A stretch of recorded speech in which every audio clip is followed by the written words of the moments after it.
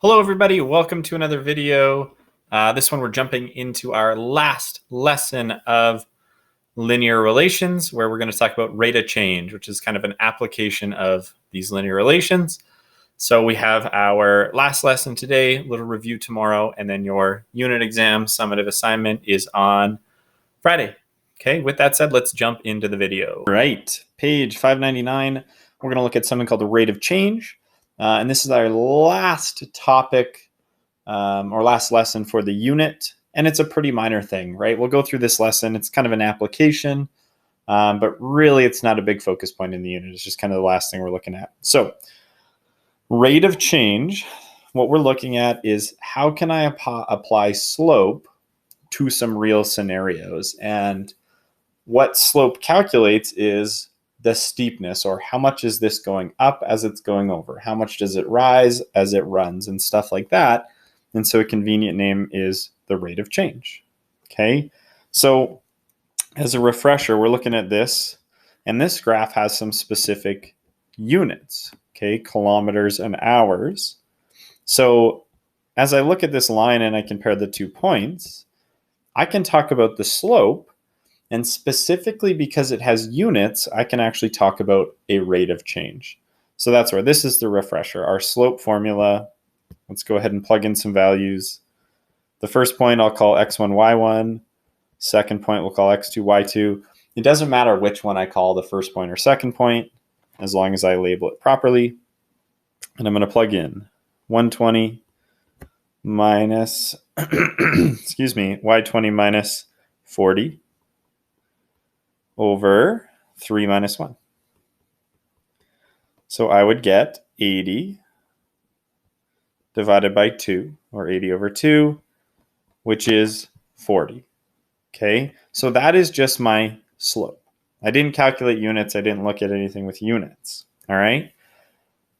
Well, if I want to consider this a rate of change, I think about it as, okay, the rise over the run. Well, my rise, those were all my y values. Your y values were kilometers. So I'm saying, how much do the kilometers change? My run, that's hours. So what I talked about was kilometers per hour. Okay. So not only am I talking about a slope, I'm calling it a specific rate of change.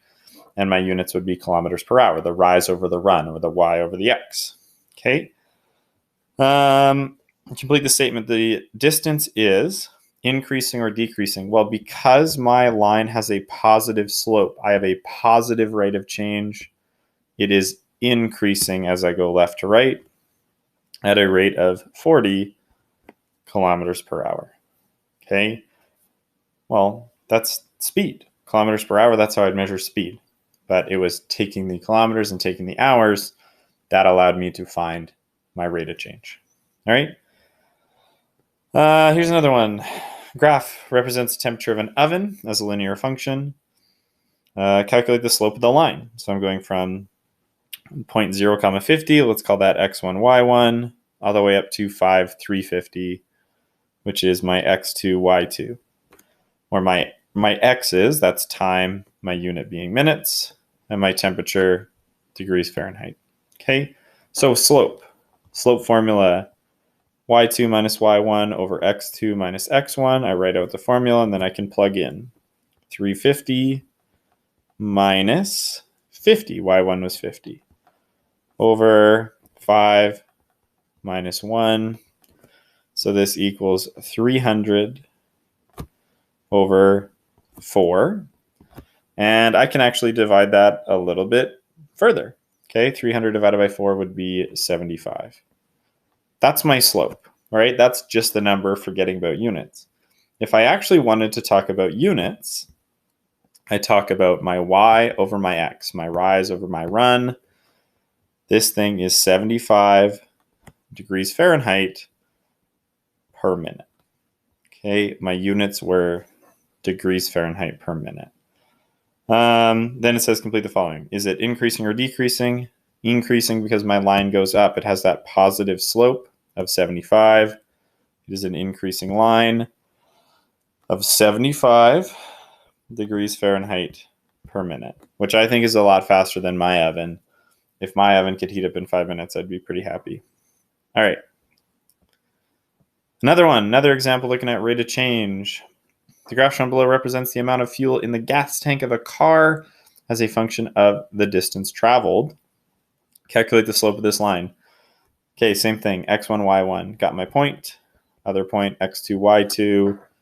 Let's plug it into the old slope formula, which, as a reminder, I made a little formula sheet for you of all the formulas you'd want to have for this unit. And this one is on there, so you don't need to memorize this.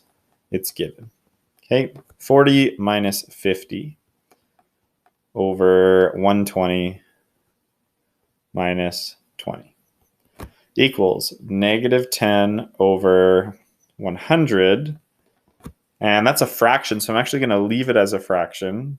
But I can reduce it to negative 1/10. Or if I wanted to, we can always take a fraction. 1 divided by 10 is 0.1. Okay, so maybe we leave it as a fraction, maybe we leave it a number. Kind of depends what you're going to do with it after and how the phrasing works. So the slope represents the rate of change. Yeah, absolutely.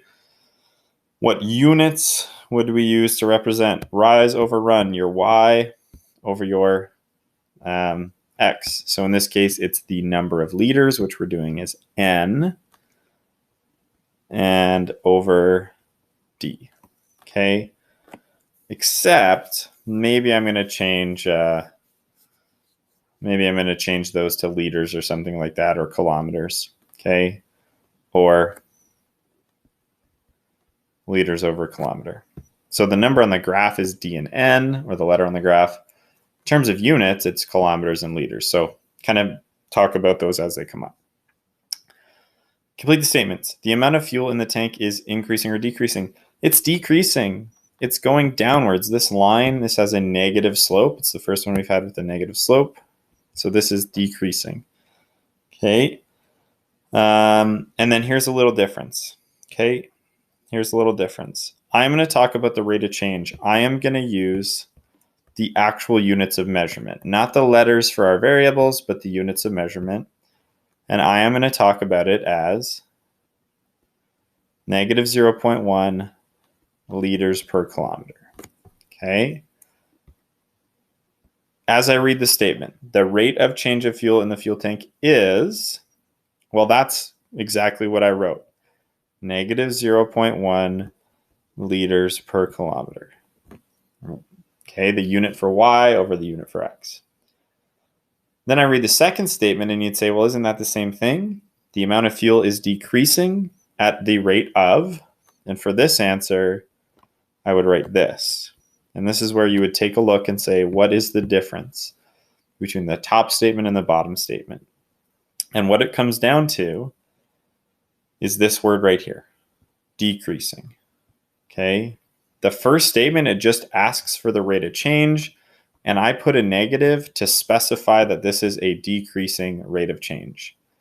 If in the statement it already says the word decreasing, I don't need to put my negative in front of the number. I've already said it. So it's, if I don't put the symbol, I need to put it with my words. Okay, and I need to do that. All right. Question number, or letter D, determine the equation of the line in that form, n equals md plus b. Okay, here is something that we can do if we know the slope of a line, and it's actually really, really convenient. Okay, I know the slope is negative 0.1. So as I look at this equation here, which is, that's y equals mx plus b, it's just written a little different. Okay, I can plug in and I can say, okay, well, n equals negative 0.1 d plus b. Okay, and this is a new skill, and this is not something that we'll do a whole bunch, but I'll show you. I actually know a little bit more. I don't know the y-intercept. That's this point up on my graph. I don't know that point. Okay, so I'm hoping to find little b in terms of N and D, or what would normally be Y and X, I actually have those values. 2050 is an ND combo. 12040, that's an ND combo. So what I can do is I'm going to take the smaller numbers, which would be X comma Y, or D comma N, and I'm going to plug them in. 50 equals negative 0.1 D, which is 20, plus my little b value. Okay, so what this technique allows me to do is I know these statements had to come from this equation. So I know whatever they satisfy will solve for b. And at this point, it's a little algebra. 50 equals, let me simplify that first, 0.1 times 20 is 2, that would be negative, plus b, and I need to get that subtract 2 away. So opposite of subtract 2 is add 2. What I do to one side, I do to the other. 52 is equal to b. All right? And then what that allows me to say is, okay, well, now I actually have this formula. I needed the slope and I needed the y-intercept, and I have them. N equals negative 0.1 d plus 52. So it's working a little backwards to find the equation. Not something I would ask you to do a whole lot of, but it is a little convenient. Okay, it is a little convenient. So yeah, something that you can do. I think you'll have to do that in the homework as well. So just a technique to keep in mind. All right, let's go to a couple questions here. We got 2 questions. All right. Tyrone is paid a base salary per week plus commission for selling electrical appliances. Last week, his sales totaled $3,500 and he earned $620. So that would be his commission was $620. This week, he earned $680 for sales of $4,250. Okay. On the grid, plot ordered pairs to represent this information and calculate the slope of the line segment joining the ordered pairs. Okay, so let's just first plot those points. First one says he sold $3,500, okay, and earned $620. So I'm just going to plot it anywhere, and it's not really to scale, but I'll label that point of sales, my X, $3,500. How much did he earn off of that, or how much did he get paid from it? $620. The next point, the sales are way higher. They're at $4,250. And with that, his commission is a little higher as well. It's $680. So these points are definitely not accurately plotted, but I know that one of them would be a little bit to the right and a little bit higher. Okay, and then I want to calculate the slope between these things. So I'm going to say, let's call the first point x1, y1. Let's call the second point x2, y2. And let's find the slope, which our trusty slope formula, x2 minus x1, which, if I'm talking about the slope between these things, I'm talking about the rate of change. And maybe we'll talk about what the rate of change is here. Okay. So, I forgot. This is 680. 680 minus 620 over 4,250 minus 3,500 equals 60 divided by 750. Okay, equals, let's just type that into our calculator and see what we get. 60 divided by 750, 0.08. Or 2/25. So let's just write it as 0.08. Let's write it as the decimal. I think that'll be convenient. Okay. Well, explain what the slope of this graph represents. In this case, we are talking about his earnings divided by sales. Or we're talking about his commission for this amount of earnings. As this changes over this, what percent do I get paid? Okay, so this represents his commission. What percentage of the profit? As he sells more, what percent does he get? Okay, State as a percent the rate of commission which Tyrone is paid. 0.08 would be 8%. Okay, per 100, the opposite of divided by 100 is multiplied by 100. There you go. Calculate his weekly base salary. Well, that would be all the way back here. If I extend this line to 0 sales, really I'm asking for the y-intercept. Okay, really I'm asking for the y-intercept. So I got to figure that out. Okay, I got to do a little bit of work, and there's a bunch of things I could do for this. Okay, but what I'm going to do is it says write the equation in this form, E equals MS plus B. If I did that, I find the base salary. So I'm going to do these two questions at the same time. That also answers F and kind of helps me out. So I'm going to do it. I need some space to do it. I'll do it down here. Okay. E equals MS plus B, not a 6B. E equals 0.08 S plus B. And it's the same thing we did yesterday. Is if I know the slope and I actually know one of the points, I can kind of work backwards to find my B value. So I'm going to pick the smaller point, which is 3,500 and 620. 620 equals 0.08 times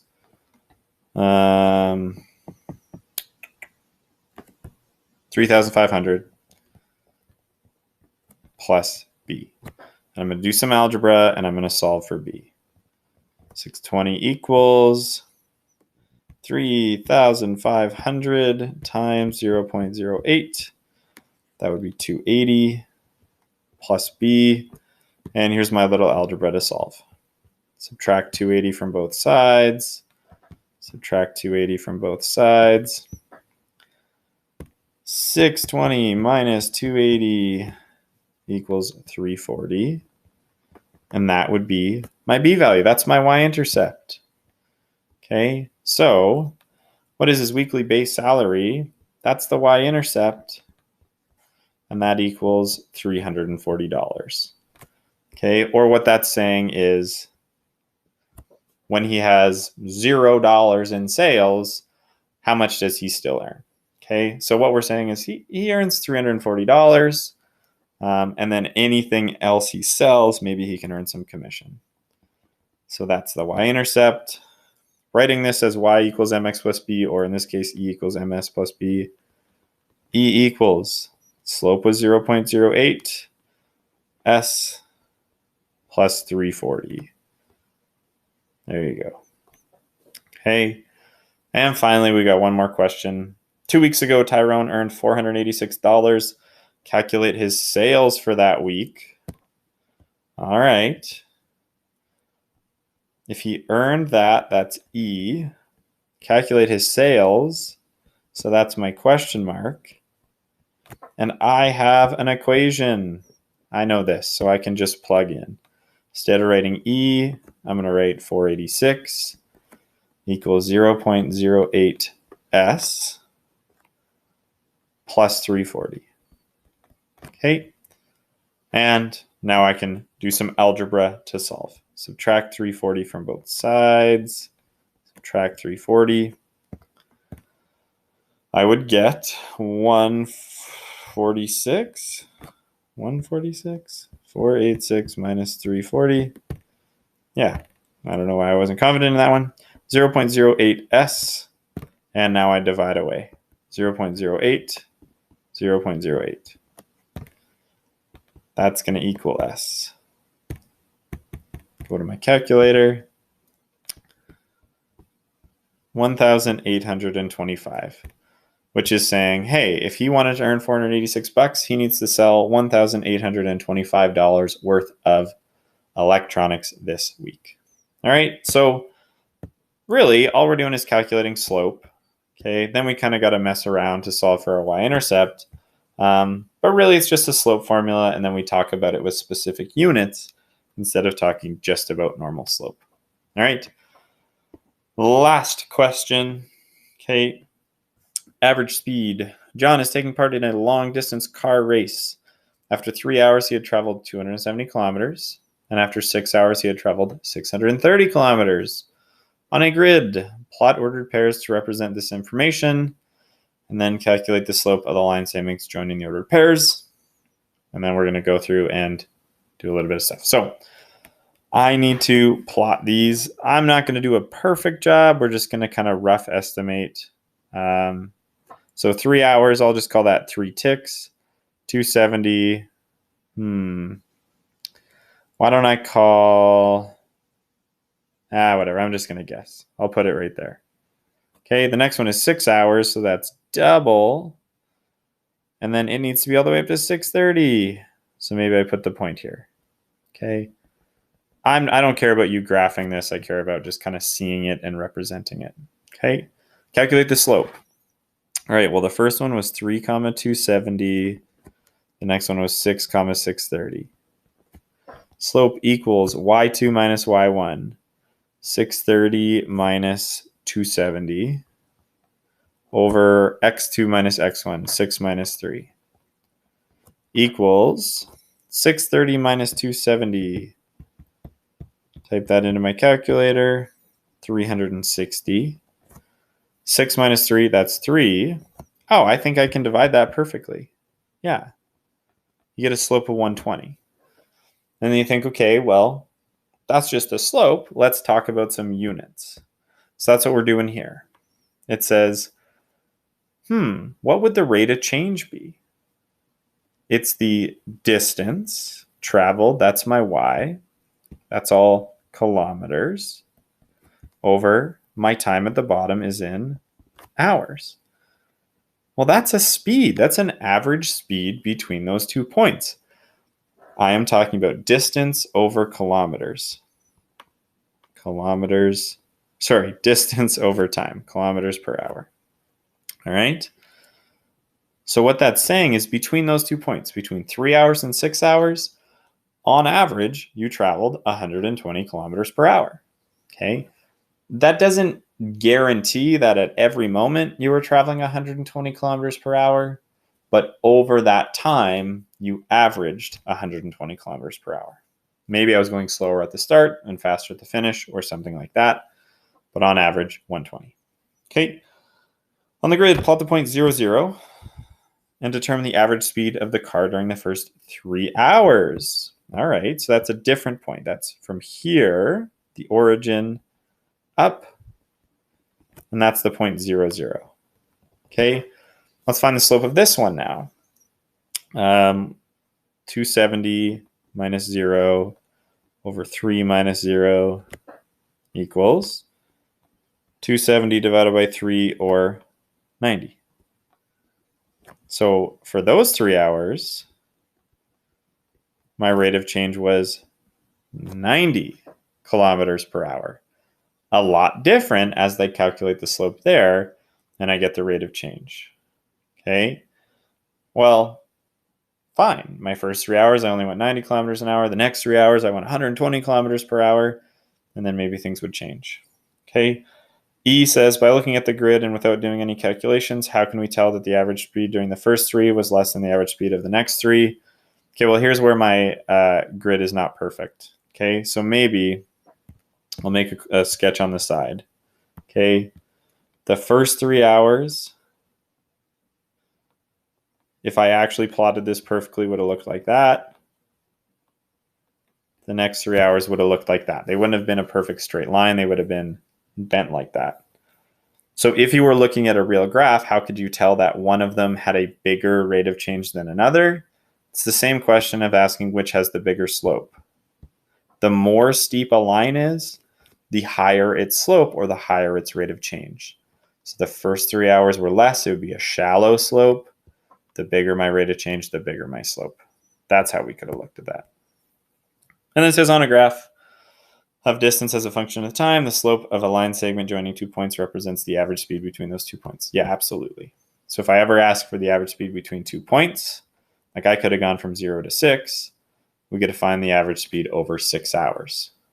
Instead, we did these 3 and these 3. Okay, so you'll do that Maybe in the homework, maybe not, but it's just something to know. All right.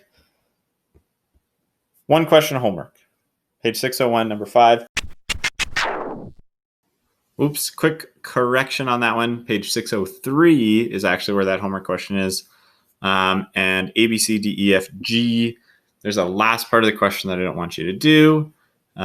So technically less than one question for homework. And it'll take you a little while, but not a lot of homework today. And that is it. That wraps this one up. Our last new lesson for linear relations. Of course, tomorrow we'll have a review day. But that's it for today. So make sure you get the homework done. You also have a quick check for understanding. And as always, I'm saying the same thing over and over and over and over. Send some questions in the Google form, set up a one-on-one appointment, smash your like button, hit subscribe, tune in again tomorrow. We'll do some review, and then we'll wrap up this unit on Friday.